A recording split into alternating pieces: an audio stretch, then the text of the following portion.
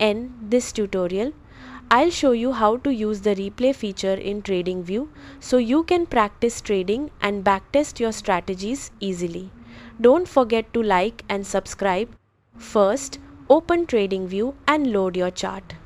Look at the top toolbar and click on the replay button. Once activated, click anywhere on the chart where you want the replay to start.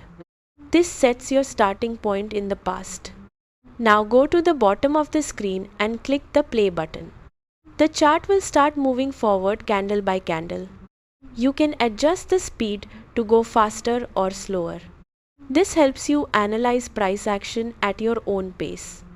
You can also change the time frame or interval to focus on smaller or bigger moves. This makes it easier to study different strategies. While replay is running, you can simulate trades. Click buy or sell to test your entries and exits. This works like paper trading but using past data. Watch how your trade plays out as the chart continues. This helps you improve decision making without risking real money. Repeat the process to practice different setups and strategies. Now you can confidently use replay to backtest and learn faster. Subscribe for more TradingView tips and tutorials.